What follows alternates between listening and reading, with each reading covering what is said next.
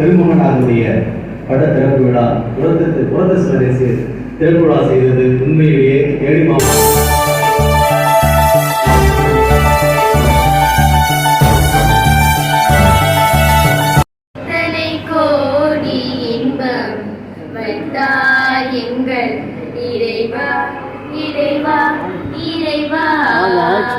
இவரும் கவிதைகளை பெற்றுக்கொள்கிறார்.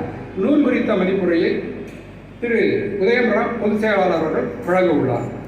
அடுத்ததாக கவியரங்கம் 24 வரிகளில் தொலைத்ததும் தொலைத்ததும் தலைமை தேனி உரத்தகந்தனையின் பொருளாளர் கவிஞர் சி.வி. செந்தில்குமார் அவர்கள். அடுத்தபடியாக இந்த முதல் போட்ட ஆரம்பிப்பதற்கு முன்னாடி கொஞ்சம் மகிழ்ச்சியாக இருந்தால் நன்றாக இருக்கும் என்பதற்காக ஒரு சில ஜோக்குகளை மட்டும் சொல்லி ஆரம்பிக்கிறேன். ஏழை எளிய மக்களின் மனிதநேயமிக்க மருத்துவராக இங்கே அவர் இந்த பெருமகனாரை நம்மோடு வாழ்வதற்கு விட்டு சென்றதற்காக அந்த பெருந்தகையை இந்த நேரம் வணங்கி வாழ்த்து வருகின்றேன். இவன் மொழிக்கும் என்று ஆய்ந்து அதனை அவன் கண்பிடல் என்ற திருக்குறளுக்கு மிகவும் பொருத்தமானவர் நம் துரைராம் சார் அவர்கள். ரொம்ப அற்புதமாக எழுதி வெளியிட்டு இருக்கிற இளங்கோவன் அவர்களுக்கு ஒரு பலத்த கைத்தட்டலோடு என்னுடைய உரையை தொடங்குகிறேன். அதேபோல் பெற்றோர்கள் வேலைக்கு செல்லும் சூழலில் குழந்தைகள் அழாமல் இருக்க அலைபேசியை கொடுக்கிறார்கள். நாளடைவில் அதுவே அலைபேசி அடிமைத்தனமாக மாறுகிறது. இன்றைய உலகில் அலைபேசி என்பது ஒரு தேவையான கருவி. கல்வி, தகவல் தொடர்பு, வங்கி சேவைகள், மருத்துவ ஆலோசனை. பாரதம் 1000 நிலவுகளை பார்த்திருக்கு. அது பார்த்ததுனால இன்னைக்கு 80வது சுதந்திர தினம்ங்கிறது ஒரு பெருமைக்குரிய விஷயம். நமக்கு நுண்ணறிவு, தரவு அறிவியல், நேர கணினி, இணைய பாதுகாப்பு, தொலைபேசி பயன்பாட்டு உருவாக்கம் போன்ற பல புதிய துறைகள் உருவாகி கொண்டே இருக்கின்றன. இந்த மாற்றத்திற்கேற்ப நாமும் நம்மை மாற்றிக்கொள்ள வேண்டும்.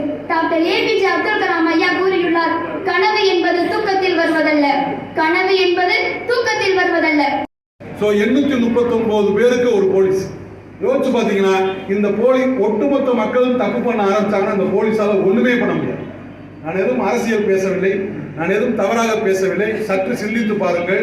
நம் சமூகத்தில் குற்றங்கள் நடக்காமல் இருப்பதற்கு ஒவ்வொரு தனி மனிதரும் காரணம். சென்ற இளைஞர் அப்போது 30 வயது, 39 ஆண்டுகளை வாழ்ந்த அந்த மா மனிதரின் பிறந்த நாளே, அதாவது விவேகானந்தரின் பிறந்த நாளே இளைஞர் தினமாக கொண்டாடப்படுகிறது. அம்மா அப்பா என்ற அன்பை துளைத்துவிட்டு குழந்தை மம்மி டாடி என்ற மாற்றத்திற்கு வந்துவிட்டது. முதுமை பருவத்திற்கு முன் உள்ள நடுவுல இருக்கிற பருவம் தான் இளமை பருவம். இளமை பருவம்ன்றது ரொம்ப துல்லியமான பருவம், முத்தான பருவம், கோல்டன் பீரியட்ஸ் சொல்லலாம். ஆற்றல் மிகுந்த பருவம், சுறுசுறுப்பான பருவம். இல்லை, பாதுகாப்பையே உருவாக்கும் தாயா? இந்த கேள்விகளுக்கான பதிலை தேடித்தான் இன்று நான் உங்கள் முன் நிற்கின்றேன்.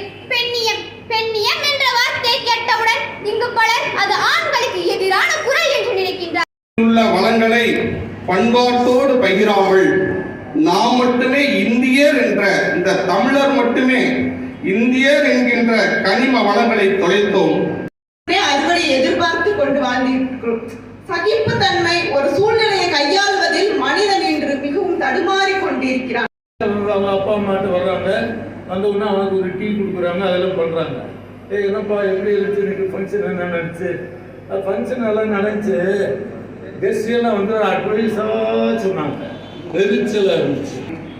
எழுத்துக்குள் தொலைந்தால் ஐயா தேவி பாலா, ஆன்மீகத்திற்குள் தொலைந்தால் நெல்லை பாலு, கல்விக்குள் தொலைந்தால் ஐயா தர்மலிங்கம். அந்த அறிவே சில நேரம் எப்படி இருக்குன்னா, அது நல்ல விதமாகவும் போகலாம், தீய வழியிலையும் போகலாம். அதை நம்ம கொண்டு செலுத்துறது தான் நம்ம கையில இருக்கு. குழந்தைகள்கிட்ட எந்த தவறும் இல்லை, அவர்கள் குற்றம் புரிந்தவர்கள் அல்ல. அவர்களுடைய திறமையை வெளிப்படுத்த வேண்டும் என்ற ஒரே நோக்கத்துடன் நடப்பதுதான் நம் ஒருத்த சிந்தனையினுடைய இதழ். நல்லதோர் வீணை செய்து அதை நலங்கிடம் புழுதி ஏறுவதுண்டோ என்கிறார் பாரதி. இது இன்றைய எளிய சமுதாயத்துக்கு சரியாக பொருந்தும் என்பதே நிதர்சன உண்மை.